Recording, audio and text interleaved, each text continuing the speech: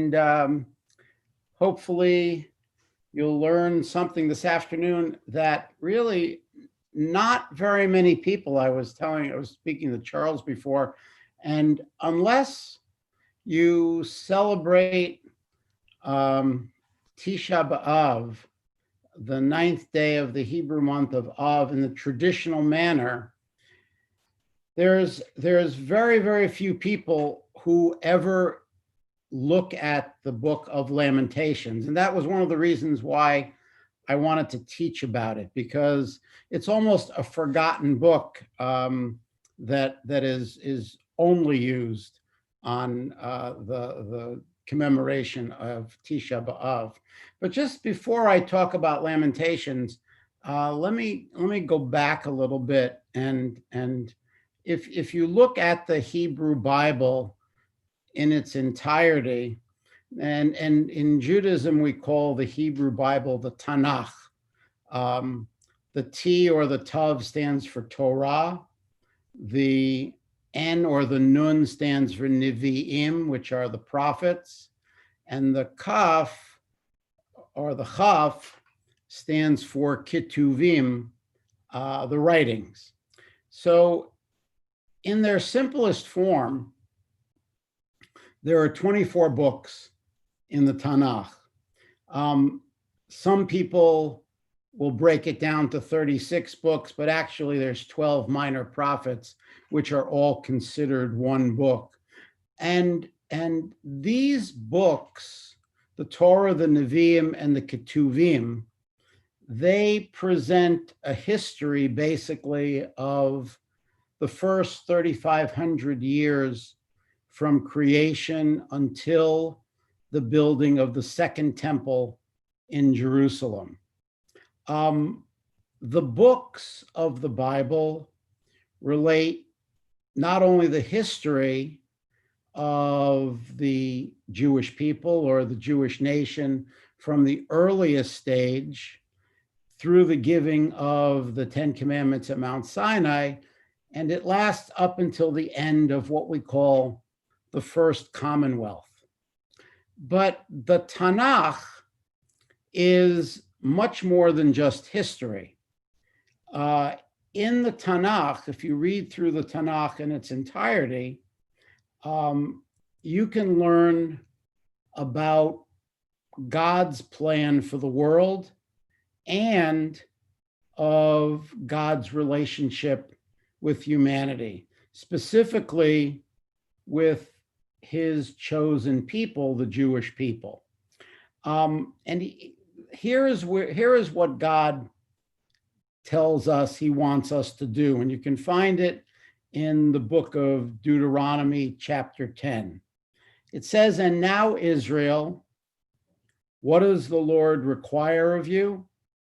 Only to fear God, to go in all of God's ways, and to love God and to serve God with all your heart and with all your soul, to guard the commandments of God and God's statutes."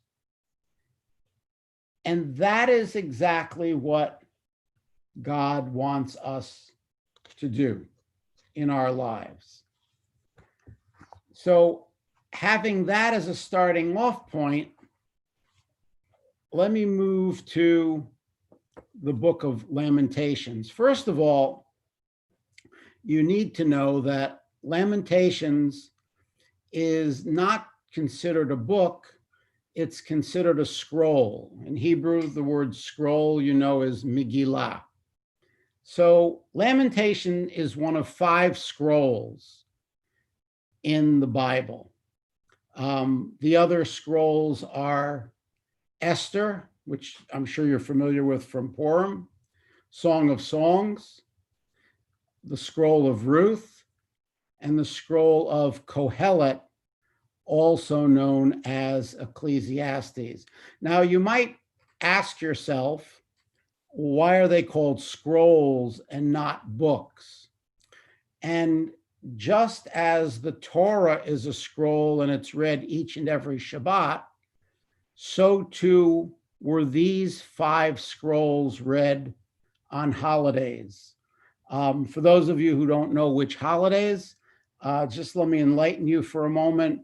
Song of Songs, Shir HaShirim, is read on the Shabbat that comes during Passover. The Scroll of Ruth, Megillat Ruth, is read on the festival of Shavuot. Lamentations, or Echa, is read on the commemoration day of Tisha B'Av. Ecclesiastes is read on the Shabbat that's in Sukkot. And of course, Esther is read on Purim. So each one of these scrolls is read in the synagogue publicly on a different holiday. So therein lies one of the differences between these scrolls and the rest of the books of the Bible. If they're not scrolls, they're generally read privately or for study. If they are considered scrolls, then they're read publicly on Shabbat or holidays. And these 5 scrolls are part of the 3rd section of the Bible, which is called the Ketuvim, or we know it in English as the writings. Most of the Haftarot, if you read a Haftorah on Shabbat, they generally come either from the prophets or from the writings. And as I said, in the Hebrew Bible, in the Tanakh, this book of Lamentations, Echa, is a separate entity. It's a separate scroll. If you look at the Roman Catholic version of the Bible, Lamentations is appended to the book of Jeremiah, which in the Hebrew Bible is in the prophetic section of the Bible. Now, so Lamentations, or Echa, begins with the Hebrew word Echa, which means how. And the book is known in Hebrew as Megillat Echa, the scroll of Echa. This particular scroll is both a theological and a prophetic response to the destruction of the first temple that was in Jerusalem.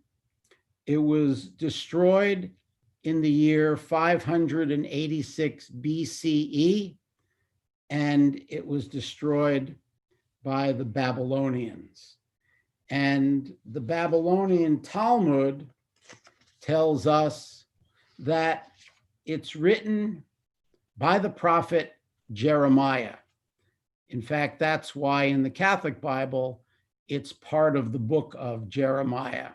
And the reason it's ascribed to Jeremiah is because it's the prophet Jeremiah who lived during the time of this destruction of Jerusalem and of the temple. If you look at chapters, there are 5 chapters in the book of Lamentations. Chapters 1, 2, and 4 are an alphabetical acrostic. Each line starts with another letter of the Hebrew alphabet. And if you look at chapter 3 is a threefold acrostic, which means each 3 lines begin with the same letter of the Hebrew alphabet. Now, in 586 BCE, the army of the Babylonian Empire destroyed Jerusalem. And in destroying Jerusalem, they destroyed the temple. And the reason we're told that they destroyed the temple and the city of Jerusalem was because Judah refused to remain a loyal vassal state of Babylonia. The king of Babylonia at the time was Nebuchadnezzar. The king who ruled Judah at the time was Zedekiah.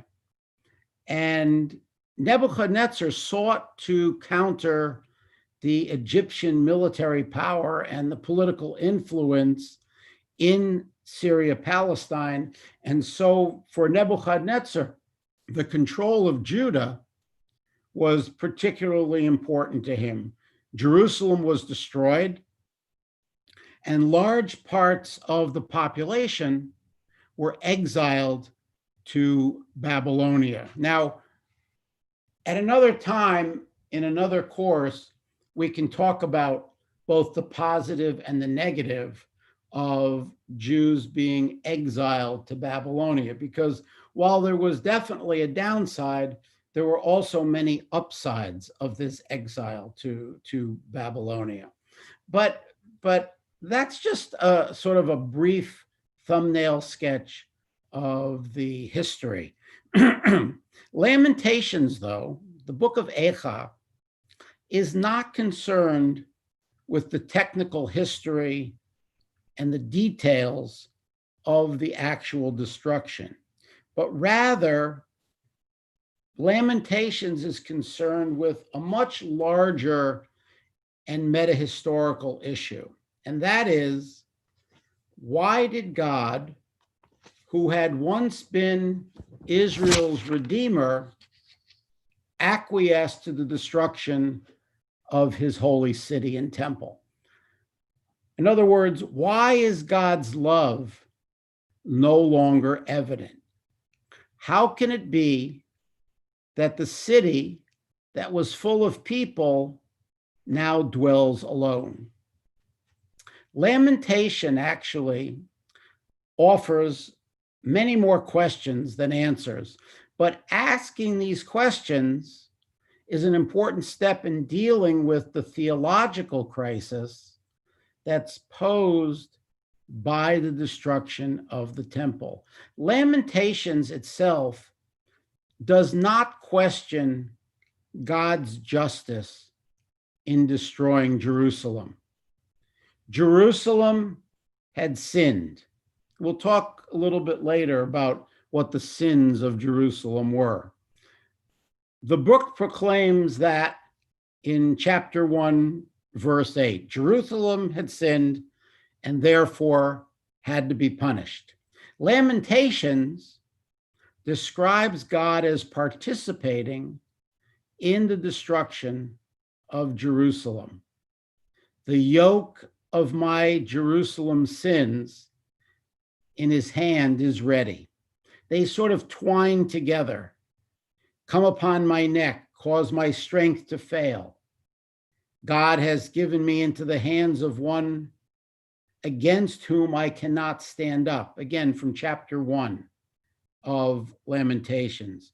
Because of Jerusalem's sins, God has given Jerusalem over to the Babylonians. The book sees the Babylonians then basically as God's instrument and sees God as really the true author of Jerusalem's destruction.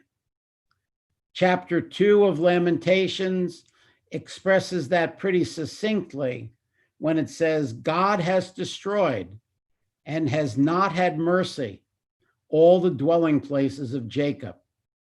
And continuing on in chapter 2, God has become like an enemy, destroying Israel, destroying all her palaces, wrecking its fortresses. So the book moves between seeing God's role in the destruction as both passive and as active. On the one hand, God has turned his hand back from before the enemy, refusing to fire arrows to defend Israel. And one verse later, we read, God has readied his bow like an enemy. The description of God as enemy is part of the book's attempt to justify the destruction. God is just. I have disobeyed him, it says in chapter 1 of Lamentations. Judah is not being punished for its disloyalty to Babylonia. Judah is being punished for its disloyalty to God. Now, there's a recurring motif, and that recurring motif is the suffering of Jerusalem and its people. The first chapter speaks about the shock of seeing Jerusalem, which was once a royal city to which pilgrims thronged, and it becomes an isolated pariah. The second speaks of the reactions of those who survived the destruction. My eyes are worn out with tears, my bowels churn because of the destruction of my people, as the babies and sucklings become weak in the squares of the city. To their mothers they say, where is grain or wine? As they become faint and as dead in the squares of the city, as their souls pour out into their mother's laps. That's from chapter 2 of Lamentations.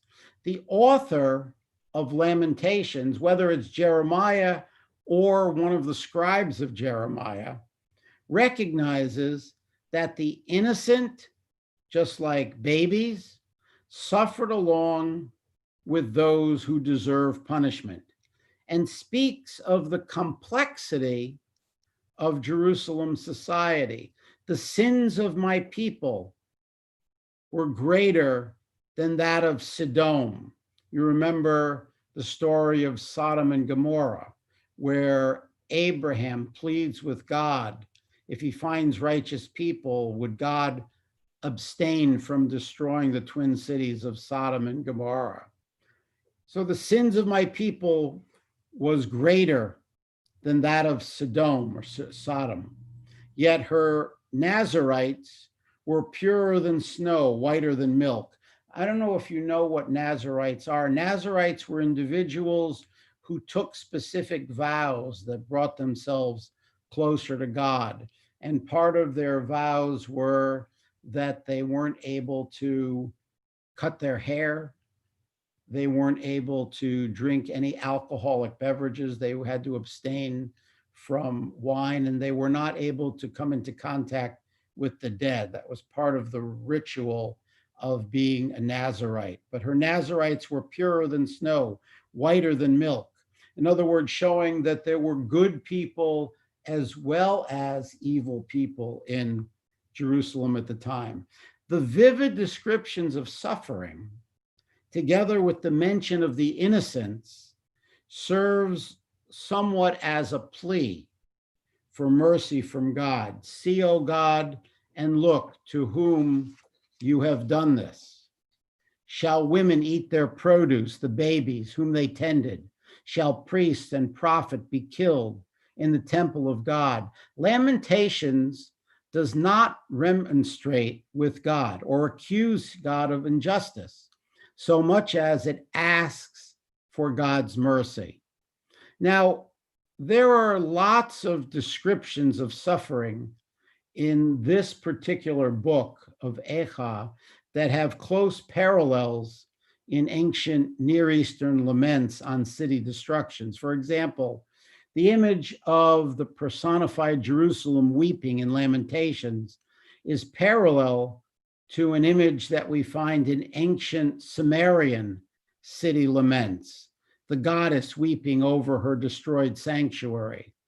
Other imagery in Lamentations, such as the description of the starving mother eating her baby, appears in several ancient Near Eastern siege narratives. But these parallel points are used in Lamentations' larger and distinct argument that Jerusalem rebelled against God and was punished by God for its rebellion. And despite the justice of God's action in destroying the city, we still ask God for mercy. There's no mention of God having been weakened by the destruction or of Israel turning away from God as a result of that destruction. On the contrary, this book introduces the idea of renewing the God-Israel relationship as a response to that destruction. We see in chapter 3 of Lamentations, which strikes somewhat a more personal note. It begins, I am the man who has seen suffering. Among the author's personal thoughts on the destruction, we find, we will search our ways and investigate, and we will return to God. Chapter 3. The book ends with the same theme of return, but on God's part. Return us to you, O God, and we will return, renew our days as of old. You might remember that, or you might remember reading that in the prayer book that we use on Shabbat when we return the Torah to the ark. It's one of the last verses we say in English when we sing Eitz Chaim He. That's what we sing. Return us to you, O God, and we will return, renew our days as of old. From the book of Lamentations. Although you have rejected us and been exceedingly angry at us, we will still return. Lamentations has for millennia served as the archetype of the Jewish response to national calamity, of which as Jews we've had several. I mentioned before, it's read in the synagogue on the fast day of Tisha B'Av, the 9th day of the Hebrew month of Av, which commemorates the anniversary of the destruction of not only the first temple, but of the second temple in Jerusalem as well. And it's followed in the synagogue service by the reading of other lamentations, or what we call in Hebrew kinot, composed throughout the centuries by rabbis and poets in response to other major Jewish tragedies, such as the Hadrianic persecutions in the 2nd century CE, the tragedy of the Crusades in the 11th and 12th century, and the burning of the Talmud in Paris in 1242 CE. These kinot, or these lamentations, they follow the literary model of Lamentations in many ways, and many of them begin with the same word that opens the book of Lamentations, which is Echa. Now, there are a number of ideas to take from Lamentations. Even though it's written in response to the calamity that befell Judea in 586 BCE, when the Babylonian Empire destroyed Jerusalem and exiled its inhabitants, Echa is not a historical account of events. It's not meant to be. This book laments the pain of a nation and evokes the theological nuances that accompany the attempt to grapple with catastrophe. And the result is a work of literary art that is, I think, astonishing and vivid in its portrayal of the human struggle with God. And if you boil it down to one word, I think that Echa, more than any other book in the Hebrew Bible, deals with emunah. It deals with the concept of the idea. I'm listening to it. I have it, but I can't get it to sound. Forget it, just wait for Biden. Hello? Okay. There are troubling theological questions that simmer beneath Lamentations' surface. These questions relate to God's nature and to the manner of the relationship between the community and God. I think there's a couple of questions that come forward when we read Echa. The first question, it seems to me, is, can human beings understand God's ways? Are we as flesh and blood able to understand the concept or the ways of an Ein Sof, of a being without end. Another question is God an ally or an enemy? Are the people's sins responsible for the calamity, or is the calamity a disproportionate action, and is the action that God takes unjust? I think another question that comes up in the book of Eicha is the nation of Jews, Judea, is the nation defiant, or is the nation remorseful? Is the nation ashamed, or is the nation outraged? I think these are the critical questions that are illuminated in the book of in the book of Lamentations, illustrating the intersection. And here's what I think is drastically important about this book. It illustrates the intersection between emotions, human emotion, and theology. And I think what Lamentations does, for better or worse, whether it does it well or doesn't, it's up for you to decide. I think it outlines a blueprint for coping with pain and loss. The structure of the book of Lamentations both reflects and encourages theological complexity, offering two very divergent approaches to suffering. In one approach, human beings come to terms with God's actions and recognize God's justness. In the other, human beings resist reconciliation, and they maintain a defiant posture of incomprehension and outrage. The first approach, the approach of recognizing God's justness and coming to terms with God's actions, is reflected in the book's first and last chapters, while focusing on procuring an admission of culpability from the nation of Israel. These chapters struggle with suffering, but they also struggle with sin, with the guilt and the shame that accompany a confession. In the first chapter, Jerusalem acknowledges God's righteousness and declares that the destruction occurred because of all of my sins. There's an understanding there that one follows the other, that one takes place because of the other. And that's understood.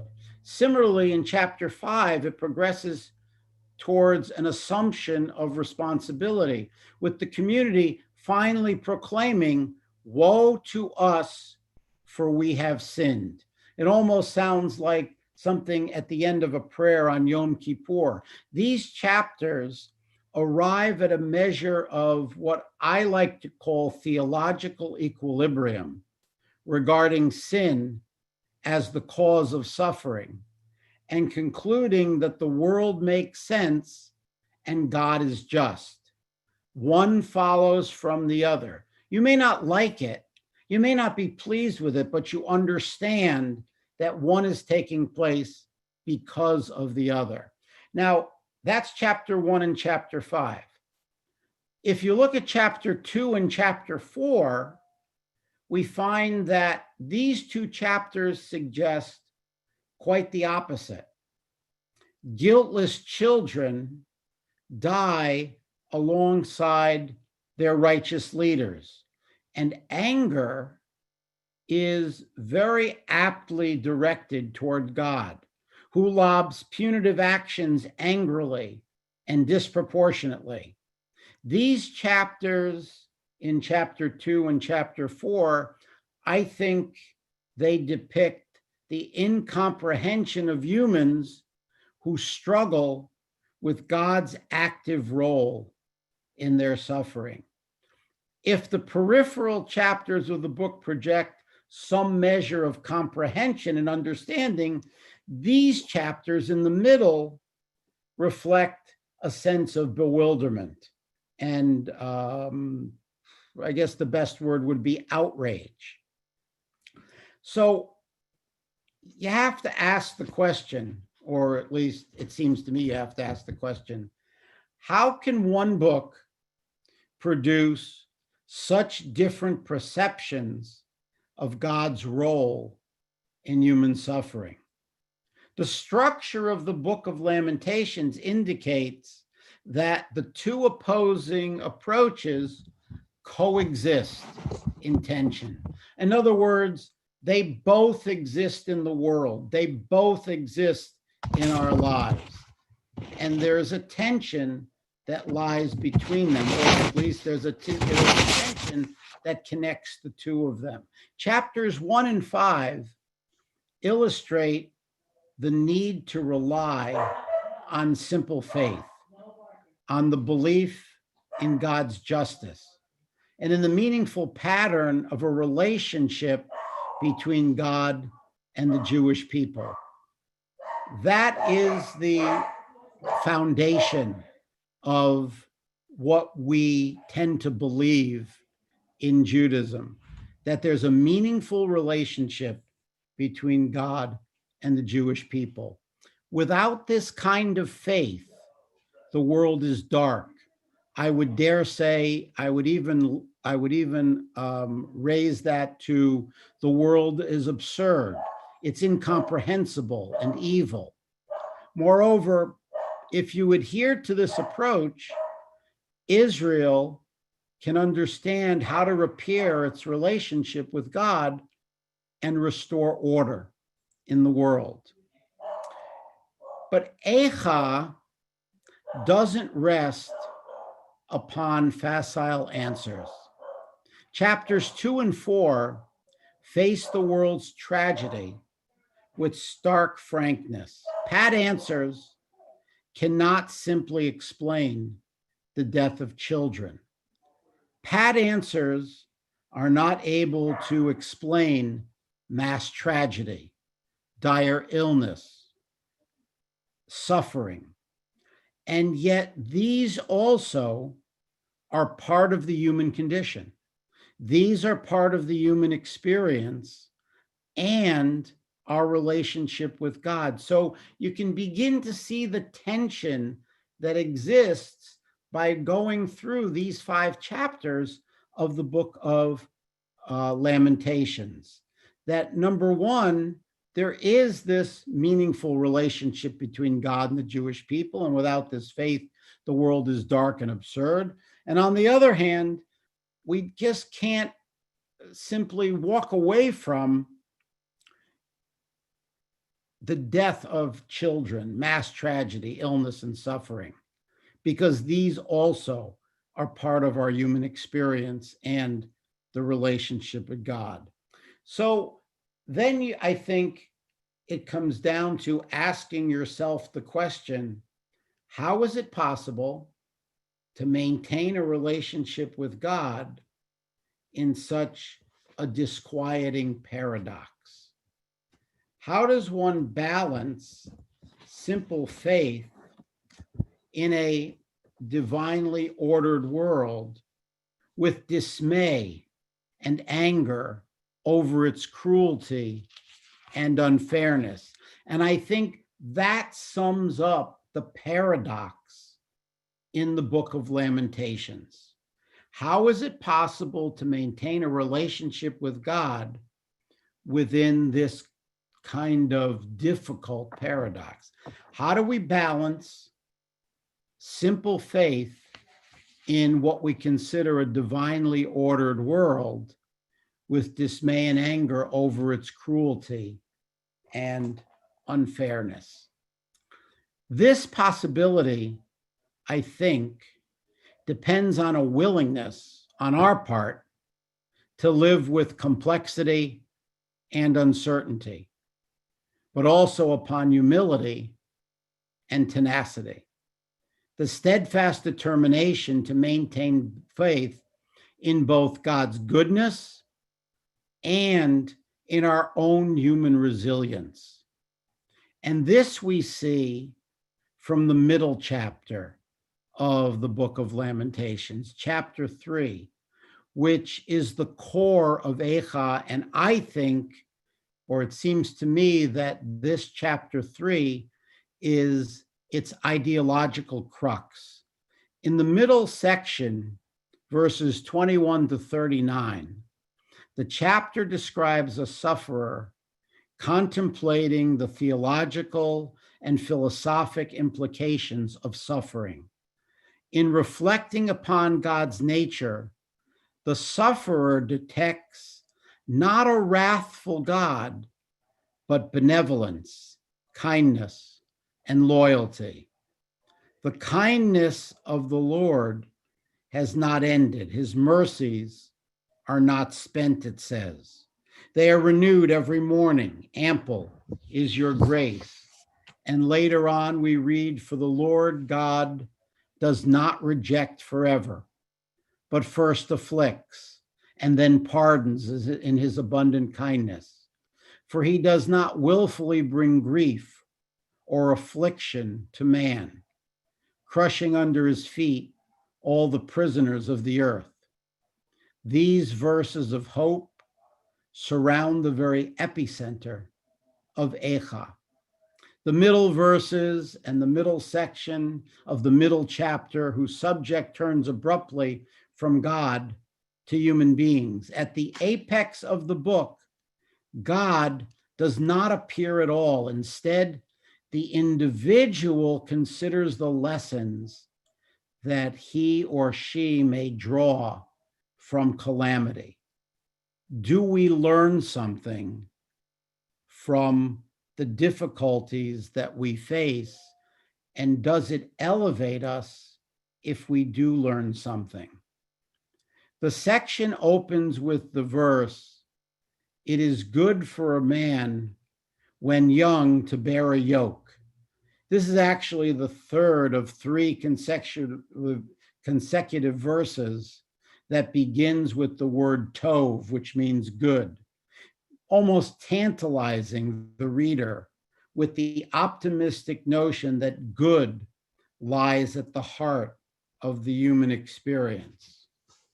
So then, why is suffering good? Eicha does not explain how it arrives at this startling conclusion, leaving it instead to the individual to determine how pain can be constructive. How can difficulty or pain be a conduit to character building and a deepened relationship with God?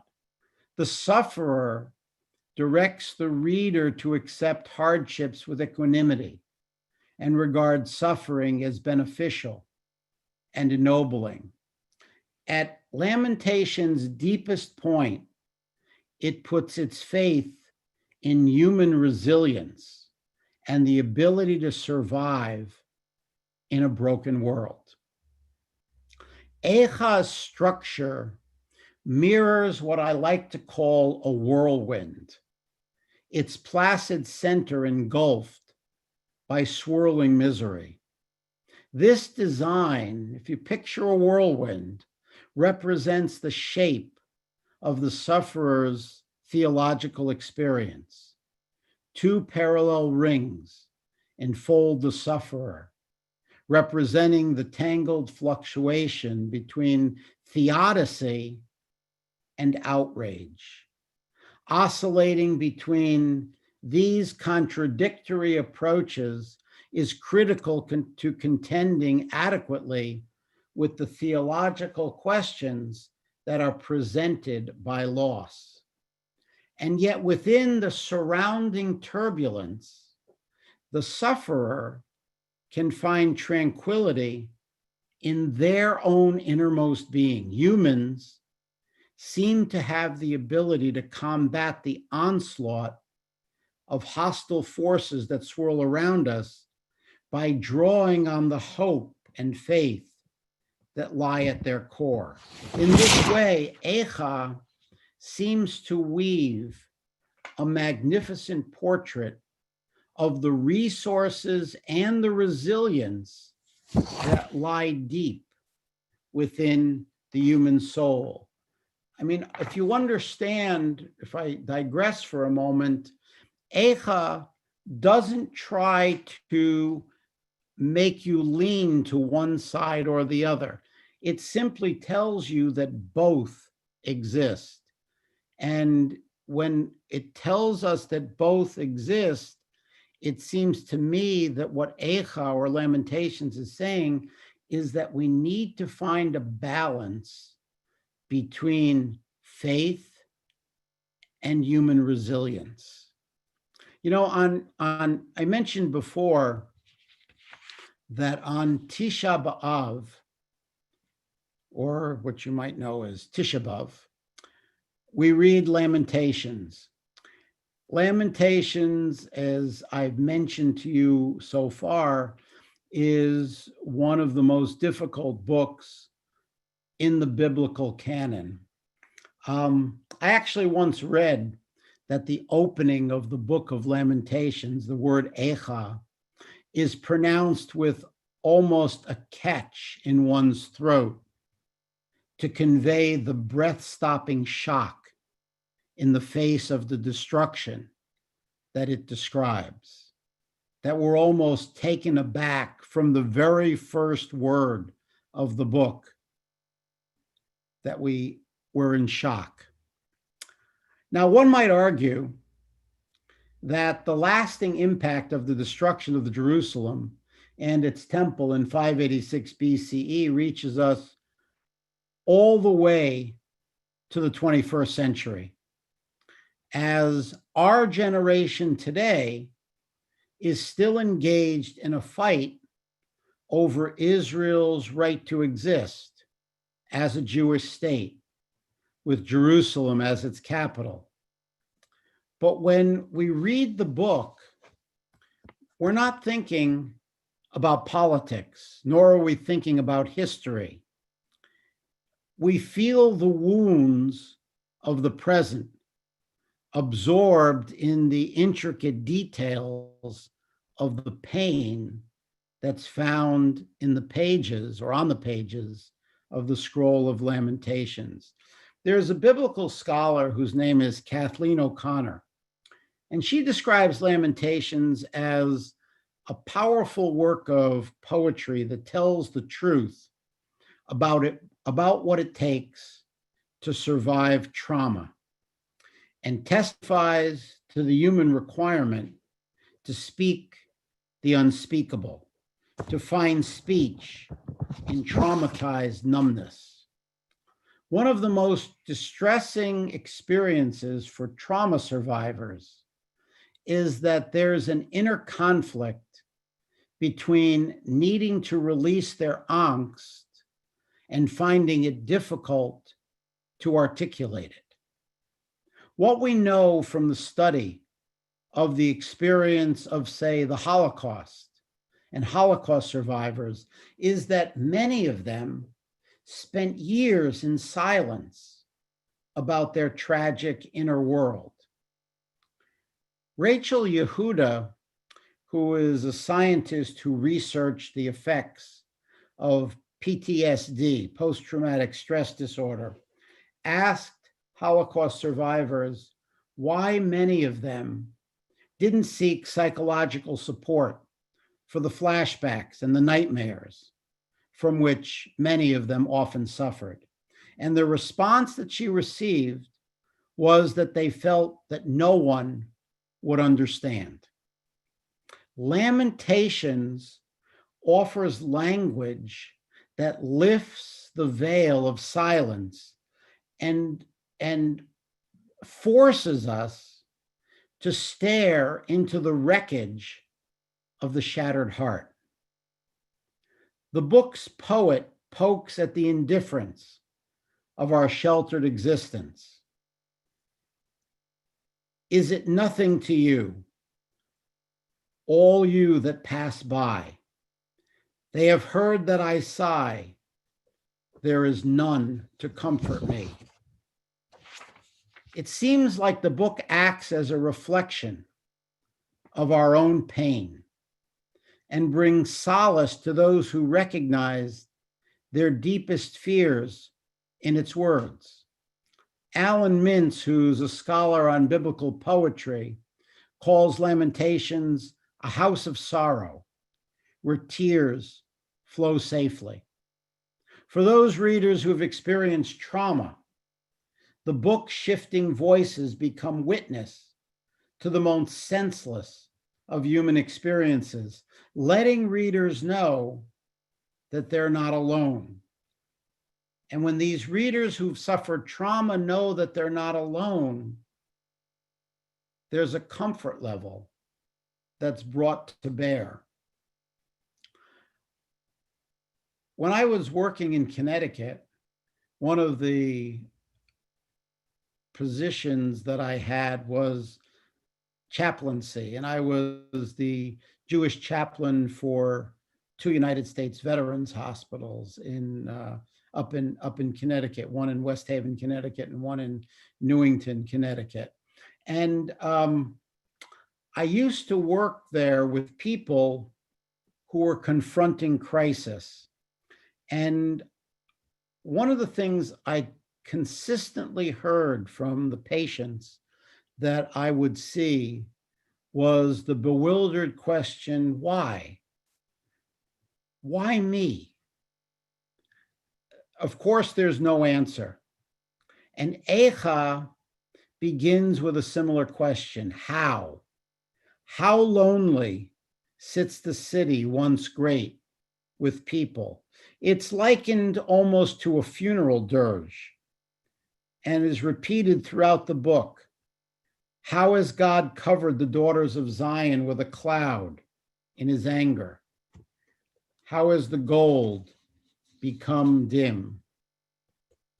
Laments are more than complaints. Laments are more than arguments. Laments are a demonstration of vulnerability and humility before God. The grieving poetry that we find in Lamentations is written in the various alphabetical acrostic forms. Most of the chapters begin each stanza with an aleph, bet, and so on. And the last chapter is not an acrostic alphabet, or an alphabet acrostic, but 22 lines that correspond to the numbers of letters in the Hebrew alphabet. It's almost as if the poet, whose life and everything around him were out of control, used the order provided by the acrostic to make order out of chaos. If the world was created through language, so it is also destroyed through language, from the first letter to the last. These are not hysterical outbursts of a lost soul, but carefully composed containers for pain. The poet, again, whether it's Jeremiah or someone else, gave form to the formless, making sure it speaks of unspeakable truths without spilling over into the abyss. The voice of the last chapter shifts the communal we and describes the shared loss of land and famine and streets without joy or music. And as the city of Jerusalem is desolate, filled with prowling scavengers, the communal question addressed to God is, why have you forgotten us and forsaken us for so long? And there is, of course, no answer, but our Jewish tradition leaves room for the most difficult questions. And in becoming witness to the pain of our ancestors, we're able to begin to articulate our own pain and heal our own wounds. We cannot always make sense of human suffering, but we can be sure that we're not alone. And I just want to mention a couple other things to you about Tisha B'Av and practices. We tend to think of Tisha B'Av, the fast day that commemorates the destruction of both ancient temples, as a time of mourning. We fast just like when we mourn. The traditional observances of Tisha B'Av are things like fasting, being able to sit anywhere except on the ground, not washing, abstaining from sexual activity, not greeting other people, not wearing fresh clothes for a whole week before.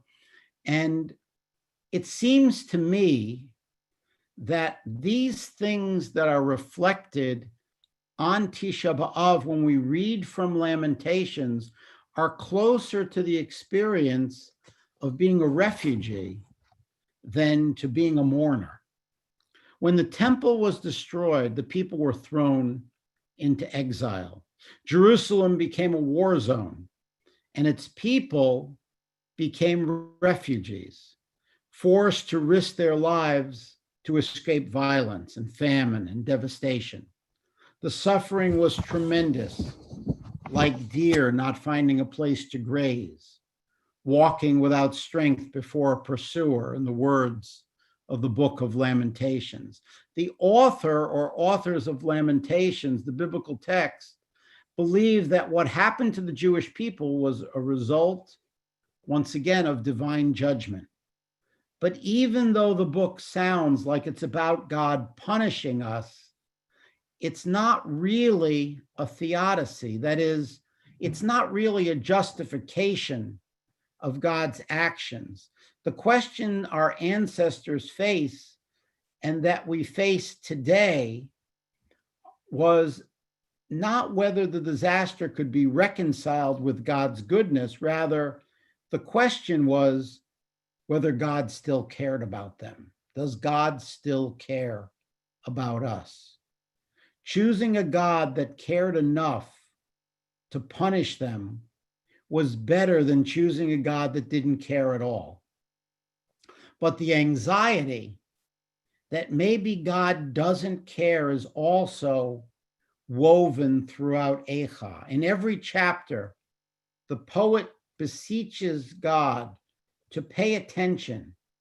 And in the very last verse, the poet wonders if God has rejected us forever. The idea that exile and homelessness and refugee status were punishment for our sins seems alien to many modern Jews. But the ancients were not as far from us as we think. In Eicha itself, most of the chapters describe the punishment God inflicted as excessive and abusive.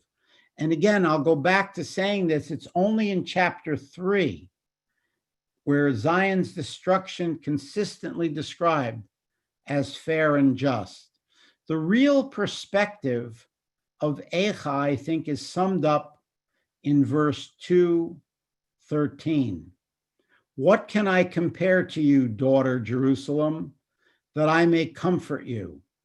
What images, what words will help people bear the memory of tragedy? The poet is willing to say anything that will enable the people to find meaning and hope in the face of exile.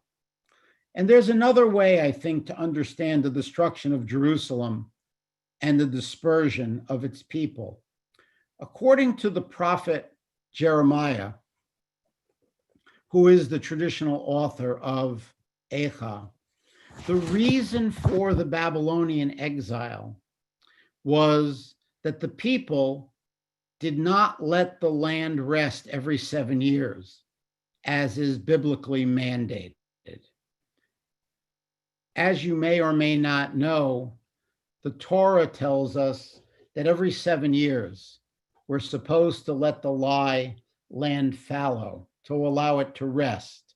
just like we rest every week on the seventh day. We're supposed to allow the land to rest every 7 years for an entire year, to replenish itself, to renourish itself.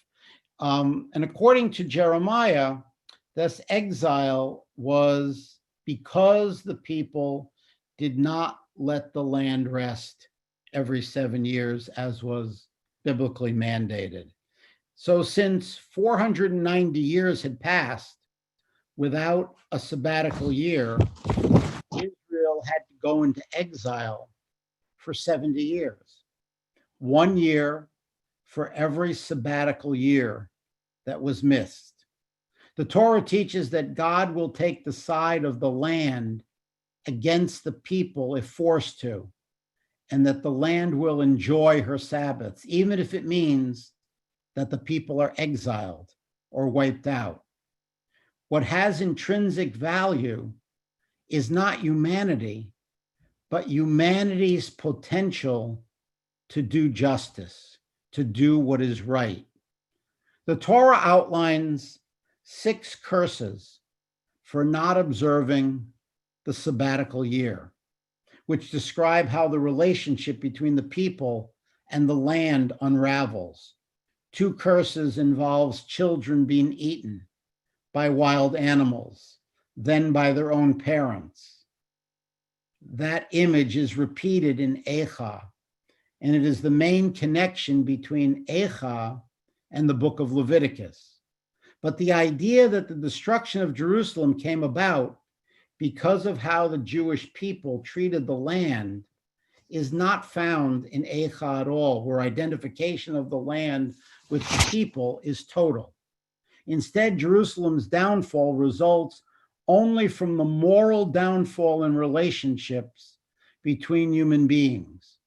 In Jeremiah 2, the fate of Jerusalem is sealed only after the rich, who briefly set their slaves free, re-enslave them when it looks like the danger is past.